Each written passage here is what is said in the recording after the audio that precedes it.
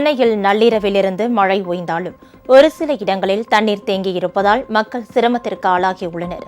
கோடம்பாக்கம், தியாகராய நகர் பகுதியில் பல இடங்களில் தண்ணீர் தேங்கியிருக்கிறது. மழைநீரை மோட்டார்களை கொண்டு அகற்றும் பணியில் மாநகராட்சி பணியாளர்கள் ஈடுபட்டுள்ளனர். அதேபோல் சென்னையில் 200 இடங்களில் இன்று சிறப்பு மருத்துவ முகாம் நடைபெற்று வருகிறது. இதுகுறித்த கூடுதல் தகவல்களை தருகிறார் எமது செய்தியாளர் நந்தினி. தென்மேற்கு வங்கக்கடல் பகுதியில் உருவாகிய பெங்கல் புயல் மாமல்லபுரம், புதுச்சேரி இடையே நேற்று மாலை 5:30 மணிக்கு கரையை கடக்க தொடங்கியது. இந்த புயல் நேற்று இரவு 11:30 மணிக்கு முழுமையாக கரையை கடந்துள்ளது. குறிப்பாக புதுச்சேரியில் இதுவரை இல்லாத அளவிற்கு கடந்த 24 மணி நேரத்தில் அதிகபட்ச மழை பொழிந்துள்ளது என இந்திய வானிலை ஆய்வு மையத்தின் தென்மண்டல தலைவர் பாலச்சந்திரன் தெரிவித்துள்ளார். விழுப்புரம் மாவட்டம் மயிலத்தில் 50 சென்டிமீட்டரும், புதுச்சேரியில் 46 சென்டிமீட்டர் என்ற அளவில் அதிக கனமழை கொட்டி தீர்த்துள்ளது.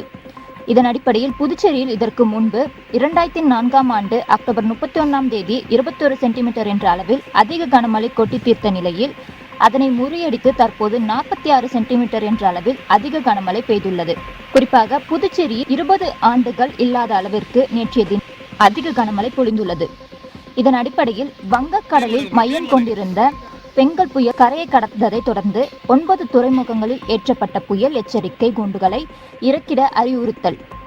குறிப்பாக சென்னை, கடலூர், நாகப்பட்டினம், எண்ணூர், காட்டுப்பள்ளி, புதுச்சேரி, காரைக்கால், பாம்பன், தூத்துக்குடி ஆகிய 9 துறைமுகங்களில் ஏற்றப்பட்ட புயல் எச்சரிக்கை கூண்டுகளை இறக்கிட வானிலை ஆய்வு மையம் அறிவுறுத்தியுள்ளது.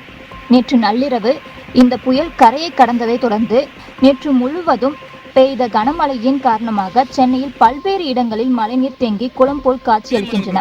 முக்கியமாக சென்னை தியாகராய நகர் பேருந்து நிலையம் அருகில் உள்ள சப்வேயில் சூழ்ந்த நீரால் நேற்று நள்ளிரவில் இருந்தே போக்குவரத்து முடக்கப்பட்டுள்ளது.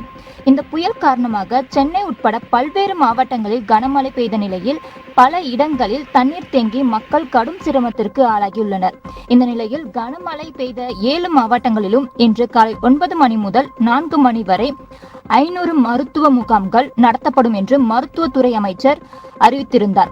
இதன் அடிப்படையில் சென்னையில் 200 முகாம், திருவள்ளூர், செங்கல்பட்டு, காஞ்சிபுரம், விழுப்புரம், கள்ளக்குறிச்சி, கடலூர் ஆகிய 6 மாவட்டங்களில் தலா 50 மருத்துவ முகாம் என 500 முகாம்கள் நடத்தப்பட உள்ளது.